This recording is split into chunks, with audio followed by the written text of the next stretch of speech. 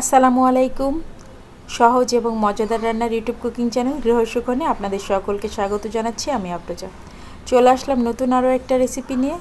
আজকে আসলাম সুন্দর একটা ডেজার্ট রেসিপি নিয়ে। আর এই ডেজার্টটা ঠান্ডা ঠান্ডা খেতে ভীষণ ভালো লাগে। আমার বাচ্চাদের ভীষণ প্রিয় একটা ডেজার্ট। যে কোনো অকেশনে আপনারা এই ডেজার্টটা তৈরি করতে পারেন বা এমনিতেও তৈরি করতে পারেন। আমি কিন্তু এমনিতেই তৈরি করেছি, কারণ আমার বাচ্চাদের ভীষণ প্রিয় আর এটা আমি মাঝে মাঝেই তৈরি করি। আজকের ডেজার্টটা তৈরি করতে খুব বেশি ইনগ্রিডিয়েন্টসের দরকার নেই, খুব কম ইনগ্রিডিয়েন্টসেই আপনারা এই ডেজার্টটা তৈরি করতে পারবেন।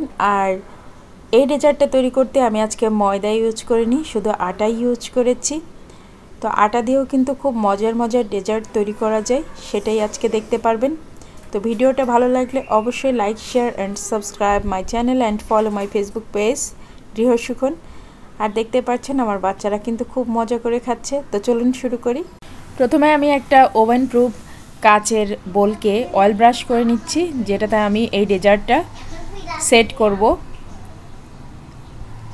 একটা স্টিলের টিফিন ক্যারিয়ারের বক্সও নিয়েছি এবং সেটাতেও আমি একইভাবে অয়েল ব্রাশ করে নিলাম। এখন একটা কাগজ আমি এর উপরে বসিয়ে দিচ্ছি। এটা নর্মাল কাগজ, নিউজ পেপারের কাগজ। আপনারা চাইলে এখানে বাটার পেপারটা ইউজ করতে পারেন। আমার কাছে আজকে বাটার পেপারটা ছিল না, যার কারণে আমি আজকে খাতা থেকে একটা পেপার ছিঁড়ে নিয়েছি, আর এটা হচ্ছে নিউজ পেপার।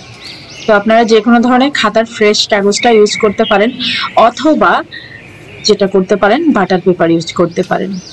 এভাবে করে আমি মোল্ডটাকে সেট করে নিলাম। আমি যেহেতু ডেজার্টটাকে এই বাটিটার মধ্যে বানাবো, এই সার্ভিং ডিশটার মধ্যে বানাবো, তো সেজন্য এই সার্ভিং ডিশটার মধ্যেই আমি সব কিছু করব। এই শেপেরই বানিয়ে নিব। আর এটা হচ্ছে ওভেন প্রুফ, তাই এটা ওভেনে দিলে কোনো সমস্যা হবে না। একইভাবে আমি টিফিন ক্যারিয়ারের যে বাটিটা নিয়েছি সেটার মধ্যেও একটা কাগজ বিছিয়ে নিলাম। তো এভাবে করে একটা কাগজ বিছিয়ে নিলে কেকটা মোল্ড আউট করতে আমার সুবিধা হবে। এখন আমি কেকটা বানিয়ে নেব। এখানে আমি 8টা ডিমের কেক বানাবো। ডিম আর কুসুম আমি একসাথে নিয়ে নিয়েছি, আর এর মধ্যে দিয়ে দিলাম অরেঞ্জ এসেন্স। আপনারা চাইলে ভ্যানিলা এসেন্সটাও দিতে পারেন। আমার কাছে ভ্যানিলাটা ভালো লাগে না, তাই আমি অরেঞ্জ এসেন্স ইউজ করলাম। আর দিয়ে দিচ্ছি 1.5 কাপ চিনি। যেহেতু আমি 2টা কেক বানাবো, তাই এখানে এই পরিমাণই লাগবে। আর যদি আমি একটা ডেজার্টের জন্য কেক বানাতাম, তাহলে আমার এখানে 4টা ডিম হলে যথেষ্ট ছিল এবং 1.25 কাপ চিনি এবং কয়েক ফোঁটা এসেন্স হলে যথেষ্ট ছিল। আমি যেহেতু 2টা কেক বানাচ্ছি, সেহেতু আমি সবকিছুই ডাবল ডাবল নিচ্ছি, কারণ 2টা কেক যদি আমি না বানাই তাহলে আমি ডেজার্ট তৈরি করতে পারবো না। এখানে দিয়ে দিলাম পরিমাণ মতো কিছুটা লবণ। লবণটা যারা খেতে পছন্দ করেন না মিষ্টি খাবারে, তারা স্কিপ করবেন। আমার একটু লবণ না দিলে ভালো লাগে না। এখন ইলেকট্রিক বিটার দিয়ে বিট করে নিচ্ছি। আর বলি, এখন আমি যে 2টা কেক বানাচ্ছি সেটা কেন বানাচ্ছি। আমার কিন্তু একটা কেক বানালেই ডেজার্টটা বানানো হয়ে যেত, কিন্তু 2টা কেক বানাচ্ছি এই কারণে যে আমার বাচ্চারা কেক খেতে খুব পছন্দ করে। আর আমি যদি একটা কেক বানাই তাহলে ওরা এটা খেয়ে ফেলবে। আমি ডেজার্ট আর আপনাদেরকে দেখাতে পারবো না, তাই 2টা কেক বানাচ্ছি, ওরা যেন একটা খেতে পারে আর একটা দিয়ে আমি আপনাদেরকে ডেজার্টটা দেখাতে পারি। ডিম, চিনি, ভ্যানিলা এসেন্স আর লবণ দিয়ে বিট করেছি 7-8 মিনিট। 7-8 মিনিট বিট করার পরে দেখেন একদম ফুলে পুরো বোলটা ভরে গেছে। তো আমি কিন্তু কুসুমটা একসাথে এই সাদা অংশের সাথে বিট করে নিয়েছি। আপনারা চাইলে আলাদা আলাদা বিট করতে পারেন, কিন্তু এত ঝামেলা করার দরকার নেই, এমনিতেই ফোমটা হয়ে যায়। তো আলাদা আলাদা বিট করার কোনো দরকার নেই, এভাবে একসাথে বিট করে নিতে পারেন। এখন দিয়ে দিব 1/3 কাপ অয়েল, মানে 1 কাপের 3 ভাগের 1 ভাগ তেল। মেজারমেন্ট কাপের 1 কাপের 3 ভাগের 1 ভাগ সাদা তেল দিবেন। এটা আপনি চাইলে গলানো বাটারও দিতে পারেন। তো এই তো আমি দিয়ে দিলাম সাদা তেল। এটা আপনারা চাইলে স্কিপও করতে পারেন, কারণ স্পঞ্জ কেকে তেল না দিলেও কোনো সমস্যা নেই। তারপরেও আমি একটু দিলাম। তেল দিলে একটু বেশি টেস্টটা বেশি ভালো আসে।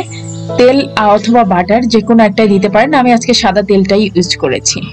আর এখন আমি এটাকে আবারও কিছুক্ষণ বিট করে নিচ্ছি। তবে একটা কথা, তেল দেওয়ার পরে কিন্তু 1 মিনিটের বেশি কোনোভাবেই বিট করা যাবে না। আপনি যদি 1 মিনিটের বেশি বিট করেন তাহলে কিন্তু এই ফোমটা বসে যাবে। তাই 1 মিনিট এভাবে ঘুরিয়ে ঘুরিয়ে বিট করে নেবেন। এ তো ব্যাস, আমি কিন্তু আর বিট করলাম না, আমি 1 মিনিটের থেকেও কম বিট করেছি। এখন আমি এই বিটারের কাঁটাগুলো খুলে নিচ্ছি।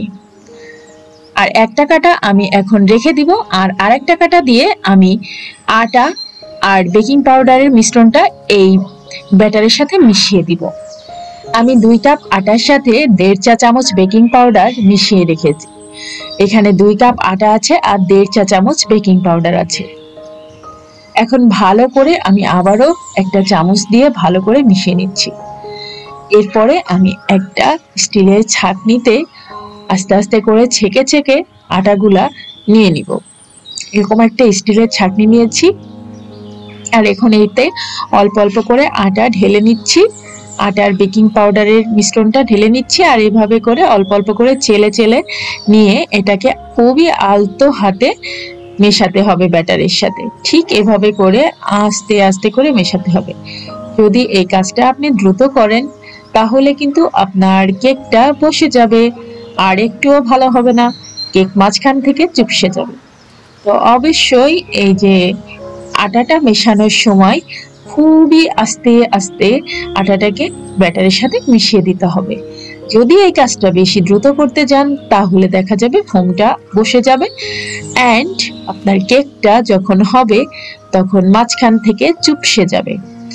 আপনাদেরকে বোঝানোর স্বার্থে আমি এতক্ষণ ভিডিওটা একটুও টেনে দিইনি, বাট এখন আমি ভিডিওটা অনেকটাই ফাস্ট করে দিয়েছি। প্রথমে কিন্তু আপনাদের দেখিয়ে দিয়েছি কিভাবে আস্তে আস্তে করে মেশাতে হবে। আমি কিন্তু এখনো আস্তে আস্তে আলতোভাবেই মেশাচ্ছি, বাট ভিডিওটা টেনে দেওয়ার কারণে আপনাদের মনে হচ্ছে আমি খুব দ্রুত মেশাচ্ছি, কিন্তু না, আমি খুবই আস্তে আস্তে আলতো হাতে এটাকে মিশিয়ে নিচ্ছি। এই সময়টা কিন্তু খুব কেয়ারফুল থাকতে হবে, কারণ এই সময়টা যদি আপনি জোরে জোরে এই আটাটা ফোমের সাথে মিশিয়ে ফেলেন দ্রুত, তাহলে কিন্তু আপনার কেকটা মোটেও ভালো হবে না, একেবারে চুপসে যাবে। ব্যাটারটা কিন্তু আমার প্রায় রেডি হয়ে গেছে। তো এখন দেখেন এই যে এর থিকনেসটা দেখেন, কনসিস্টেন্সিটা দেখেন, এটা কিন্তু এরকমই হবে। এখনো কিন্তু দেখেন ফোমটা এতটুকুও চুপসে যায়নি। তো এটা কিন্তু সাবধানতা অবলম্বন করেছি, সেজন্যই এটা চুপসে যায়নি। আমি যদি এটাকে দ্রুত মেশাতাম তাহলে এটা চুপসে যেত আর কেকটা মোটেও ভালো হতো না। আর ঘোরানোর সময় কিন্তু আমি যেভাবে করে ঘোরাচ্ছি কাঁটাটা ঠিক এভাবে করেই ঘোরাতে হবে। উল্টা দিকে ঘোরালেও কিন্তু ফোম চুপসে যাবে। তো এখন আমি মোল্ডটা তো তৈরি করে নিয়েছিলাম, সেটা তো আপনাদের দেখিয়েছি, আর এখন মোল্ডের মধ্যে ব্যাটারটা ঢেলে দিচ্ছি। তো আমি যেহেতু এটার মধ্যে ডেজার্টটা সেট করব তাই এটার মধ্যেই বানিয়ে নিচ্ছি। আর এই বাটিটা ওভেন প্রুফ, এজন্য এটাতে কোনো সমস্যা হবে না। যদি কাচের বাটি ওভেনে দিতে চান তাহলে অবশ্যই ওভেন প্রুফ বাটিটাই দিবেন।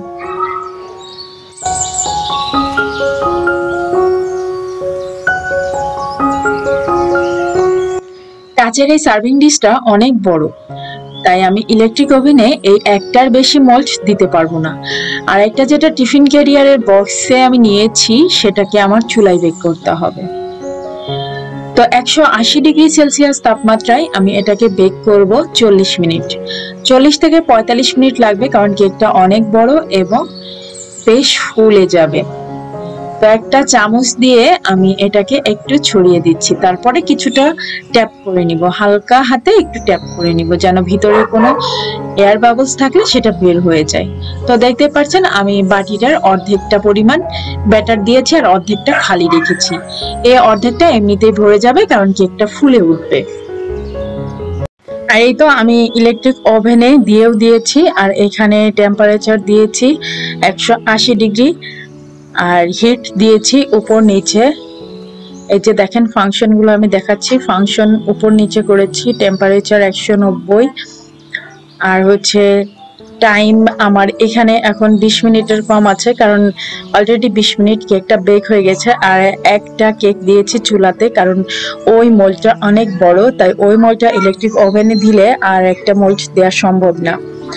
তো আমার এই যে বেক করা হয়ে গিয়েছে, কেকটা বেক করার পরে ঠান্ডাও করে ফেলেছি। ঠান্ডা করার পরে আপনাদেরকে দেখাচ্ছি কেকটা এই যে এরকম হয়েছে। আর এই যে কেক একটা বানিয়ে দিয়েছি, তারপরেও কিন্তু আমার এই কেক থেকে যে চিমটি দিয়ে এক কোণা থেকে কিন্তু আমার ছোট মেয়ে খেয়ে নিয়েছে। ওদের কেক এত পছন্দ, আমি কিন্তু একটা কেক ওদের খাওয়ার জন্য এক্সট্রা বানিয়েছি, সে কেকটা তো খেয়েছেই, সাথে এই কেকটাতেও তারা ওই যে চিমটি দিয়ে পাশ থেকে তুলে নিয়েছে। তাদের কেক এত পছন্দ, বিশেষ করে আমার হাতের কেকটা তারা খুবই পছন্দ করে। তো আমি বলেছি যে এটা খেও না, এটা আমি ডেকোরেশন করে নিই তারপরে খেও।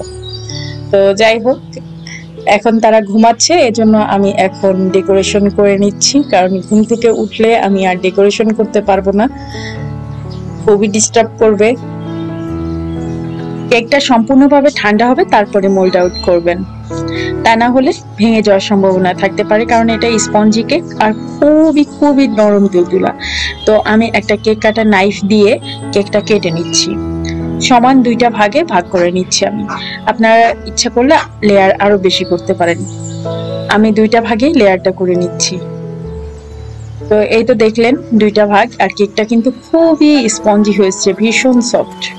এখন আমি সুগার সিরাপটা বানিয়ে নিব। এখানে নিয়েছি পানি, এখানে আমি অল্প একটু পানি নিয়েছি আর তার মধ্যে 4 চা চামচ চিনি দিলাম। দিয়ে এখন আমি এটাকে গুলে নিচ্ছি, ভালো করে চিনিটাকে গুলে নিচ্ছি। সুগার সিরাপটা রেডি হয়ে গিয়েছে, এখন আমি ক্রিমটা ফ্রস্টিং করে নিব। এখানে আমি ক্রিম নিয়েছি হাফ কাপের মতো, হাফ কাপ মেজারমেন্ট কাপের হাফ কাপ ক্রিম নিয়েছি, আর এটাকে ইলেকট্রিক বিটার দিয়ে আমি বিট করে নিচ্ছি। যতক্ষণ পর্যন্ত ক্রিমটা বিট করতে করতে হার্ড না হবে ততক্ষণ পর্যন্ত বিট করতে হবে। আর আমি এখানে দিয়ে দিলাম 2 টেবিল চামচের মতো গুঁড়া দুধ। আপনারা চাইলে এখানে কনডেন্স মিল্কও দিতে পারেন যদি একটু চিনি খেতে চান। আমি ক্রিমে কোনো ধরনের সুগার দিব না, কারণ আমার এমনিতেই সুগার অত বেশি পছন্দ না, আর ক্রিমটা এমনিতেই একটু মিষ্টি মিষ্টি থাকে, তাই এখানে আমি আর কনডেন্স মিল্ক দিলাম না। আপনারা যারা মিষ্টি খেতে পছন্দ করেন তারা 2 চা চামচ বা 3 চা চামচ কনডেন্স মিল্ক দিতে পারেন। আর কেকটার ক্রিমটা ততক্ষণ পর্যন্ত বিট করবেন যতক্ষণ পর্যন্ত না ক্রিমটা হার্ড হয়ে যায়। আর এই ক্রিমটা কিন্তু একেবারে ফ্রোজেন ছিল, মানে বরফ ছিল, বরফ ক্রিমটা আমি আর কি বিট করে এটাকে ফোম করে নিচ্ছি। তো দেখতেই পাচ্ছেন ফোম করাতে কিন্তু ক্রিমটা অনেক অনেক হয়ে গেল। আর এখন আমি এই ক্রিমটাকে কেকের ভিতরে দিব।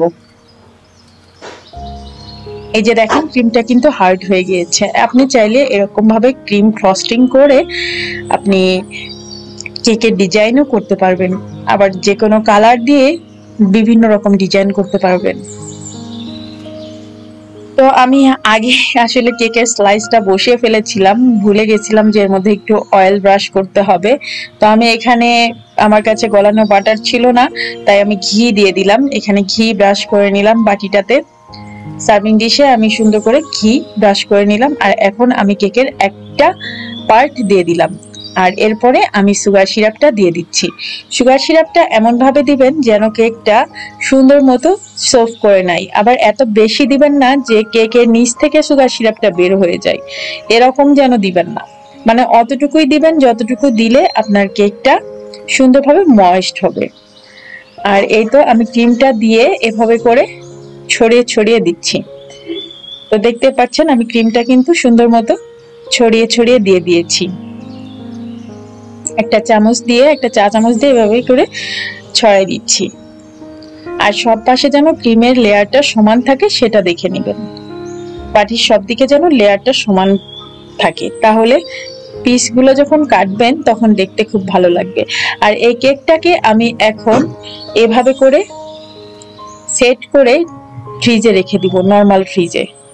নর্মাল ফ্রিজে রেখে দিলে যেটা হবে, কেকটা খুব সুন্দর মতো সেট হয়ে যাবে, এবং মিনিমাম 12 ঘন্টা আপনি নর্মাল ফ্রিজে রেখে দিয়ে তারপরে কেকটা কাটবেন। ক্রিমটাকে আমি বেশ ভালোভাবে ছড়িয়ে নিয়েছি আর খুব ভালো মতোই সব দিকে সমান করে নিয়েছি। এখন উপরের পার্টটা দিয়ে দিলাম। কেকের উপরের পার্টটা উপরেই থাকবে আর নিচের পার্টটা নিচেই থাকবে, ঠিক আছে?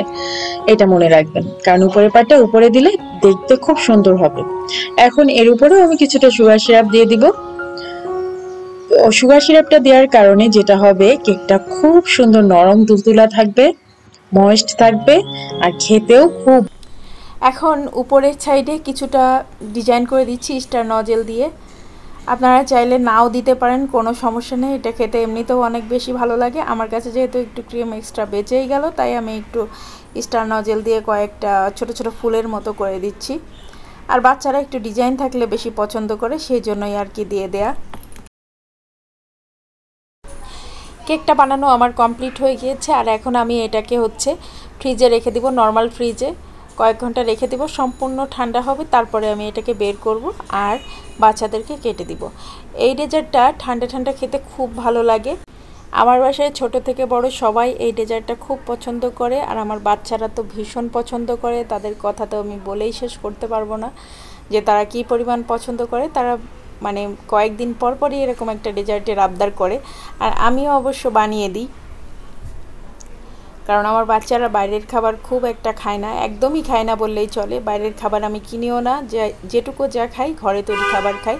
আর ঘরের খাবার সব সময় স্বাস্থ্যকর হয়, সেটা আমরা সবাই জানি, কারণ এখানে যে যে ইনগ্রিডিয়েন্টসগুলো ইউজ করা হয়েছে প্রতিটাই বাচ্চাদের জন্য অনেক হেলদি।